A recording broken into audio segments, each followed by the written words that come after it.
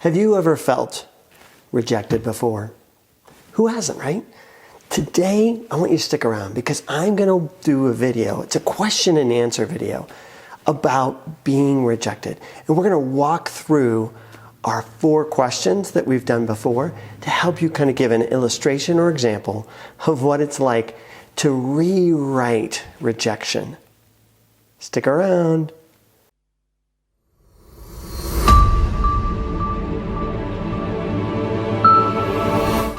Hi, I'm Brett, your favorite shrink, and welcome back.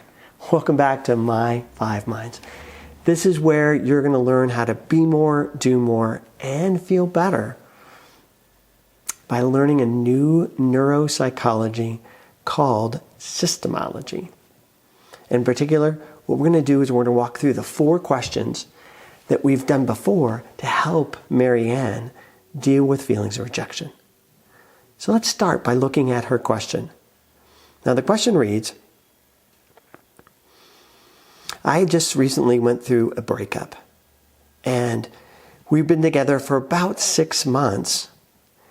About 3 months into it, I discovered that he was looking at pornography. When I confronted him about it, he said that he would give it up, that he wouldn't do it anymore. But then subsequently, I found him doing it again and again.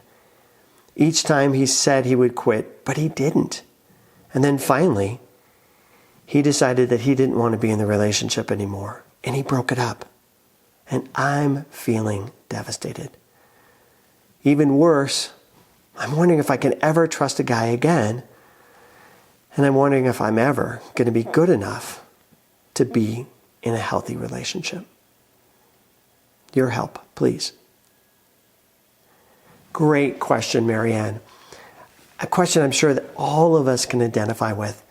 And the first thing I want to do is I want to begin to help you unravel what you're feeling. Because what you're feeling feels really true.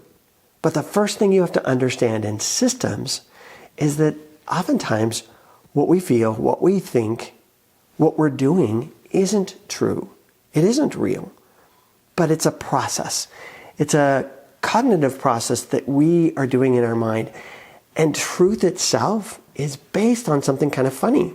It's based on what's called firepower. The more neurons in your brain that fire around a particular thought or idea, the more that particular thought or idea feels true. It doesn't make it true. It doesn't mean it's true. It's just the more it feels true. And so what we want to do is we want to decrease the amount of energy that your brain is running around this particular idea that you've been rejected. And the more we can take the energy off of it, the less real it's going to feel. And that's what we ultimately want, right?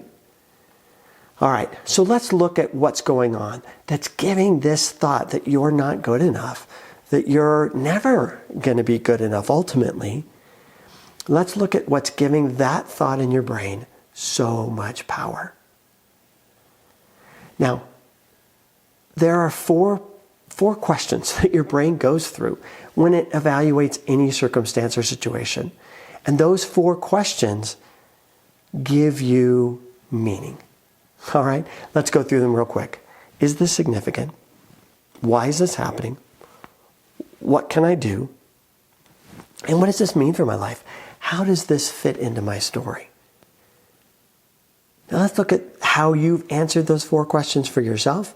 And then we're going to go through and rewire or re-answer those 4 questions to help you change. First, significance. Well, clearly, by the pain in your question, I can hear, I can feel, I can see that you've given this really high significance. That this, on a scale from 1 to 10, is pretty much an 8 or 9 for you. Why? Why is he doing this? Again, just going by what you've answered in your question, you've told yourself why he's doing this. You've told yourself he's doing it because it's about you and that you're not good enough or pretty enough or smart enough for him to give up pornography. You're just not enough. Ouch! No wonder you're in pain. The next question you're going to ask yourself is, what can I do about it? And because he's left, because he's gone, he's made a different choice, your what is nothing. And again, that's really hurting you, driving into pain. Now the fourth question is, what does this mean? Well, for you, this means you're never going to be good enough. You're taking this individual situation and you're projecting it into the future to mean that it's going to be hard for you in every situation to find what you need. And again, as long as it has that meaning to it, that's going to be really devastating to you. So we've got to change that meaning as well. Now, let's walk through these 4 again in a different way. But this time, I'm going to give you a different context because changing context helps you change perspective. I want you to imagine for a minute a new context, a new scenario. And the new scenario is that you run a business and you've hired an employee or you've taken on a partner. And your partner or your employee doesn't show up. He doesn't show up to meetings. He doesn't show up on time. He's an hour late, 2 hours late. He's never there. And so you confront him and you say, hey, this isn't working. I need somebody that's going to be here and it's going to be reliable. And they say to you, yeah. I'll be there. And they never are. What do? You continue to confront them. You continue to let them know, this is my expectation. This is what I need. And they continue to say yes, but their behavior says no. And then ultimately one day, they say, this isn't working for me. I'm going to quit. I'm going to leave. I don't want to be in the partnership anymore. Okay? How do you react to that? You're about to terminate them anyway. You're about to get rid of them anyway because they weren't able to do what you needed them to do and they weren't following through with any of their promises. So they've now said they're going to quit. Okay. But you were going to fire them anyway. That's a different scenario. That's a different situation. Why? Because in that situation, you're in power. In the situation you've described, you're not in power. So that's why, again, I think it's really important that we change the context. Here's a guy who wasn't meeting your needs. Here's a guy who wasn't able to give you what you wanted, fidelity. He's looking at pornography. He's sleeping with other women. I don't know. He's going to strip clubs. Would any of that be okay with you? It's your relationship. And what I'm hearing you say is none of that would be okay with you. So it's really you that said from the beginning what you can live with and what you can't. It's really you from the beginning that said, hey, I have needs and these are my needs. And I'm going to insist on them. I'm not going to walk away. I'm not going to compromise my values. This is what I need in a relationship. I would agree with anybody taking that stance. That's exactly what you need to do. You need to be clear on what your needs are. And you were. So, in terms of significance, the fact that he walked away, how significant was that? I'd say it's a 1 or 2. Why? Because 1,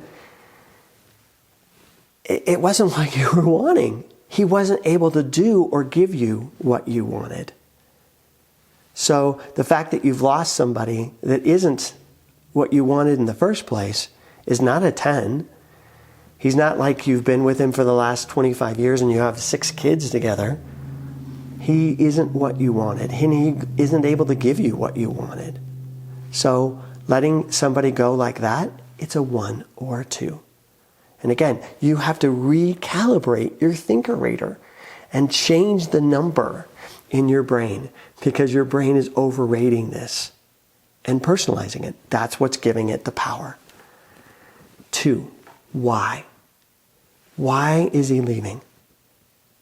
Well, you have 2 choices. Remember in our 4 questions, we have 2 choices. We can either make it about us or we can make it about them.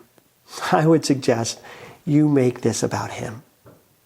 He isn't willing to get rid of this habit or this behavior. And it's his choice. And he'd probably do it if he was with Kelly, Jill, Karen, Mary, Betty, Susan, anybody. It doesn't matter. This is a choice that he's making. And I'm not going to tell him that he shouldn't make that choice or couldn't make that choice or needs to make a different choice.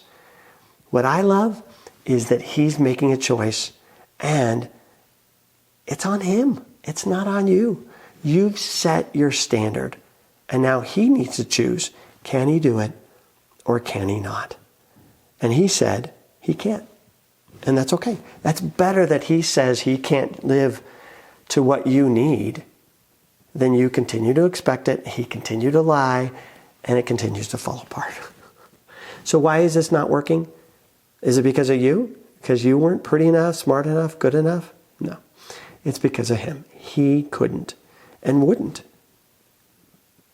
change his needs, change his values, change what he wanted. And because he wouldn't change, he left. It's on him. Now, what power do you have? Well, I think through this whole process, you've executed power perfectly. You've been very clear. You've been very clear in your standards and expectations and appropriately insisted on what you needed and wanted. Keep it up. In your next relationship and your next relationship and your next relationship, make sure you're always clear on what you need. Stay clear on who you are, what you value, and what you want. That's perfect. Now, meaning. This is super important for you. Meaning is where we take a situation and we extrapolate it into the future, into integrating how we see ourselves. I would suggest this breakup has no meaning for you. That you are somebody that wants a relationship that has integrity. You're somebody that wants a relationship that has honesty and truth to it. That's great. This relationship didn't have that. Is that going to mean that the next relationship won't have that? No, that doesn't mean that.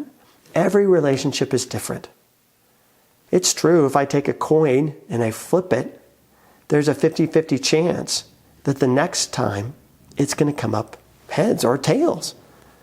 There is a chance that the next relationship could have the same kind of problem. But again, if you're clear and you're being specific on what you need and want, then you can avoid getting into a marriage or long-term relationship that's not going to give you what you want.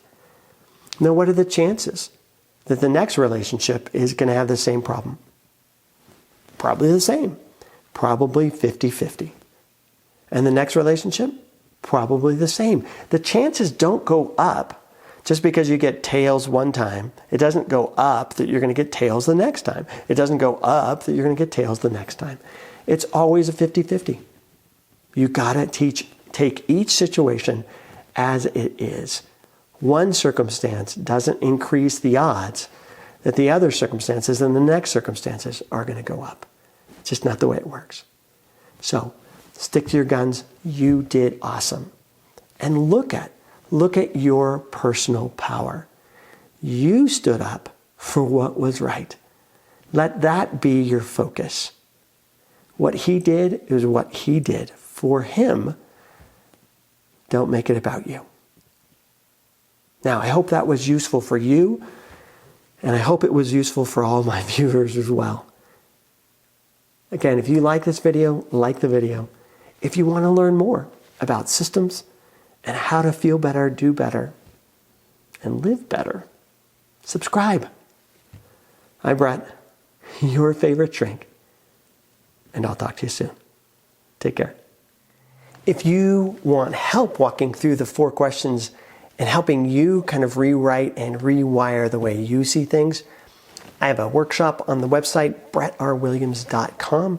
You can check that out as well.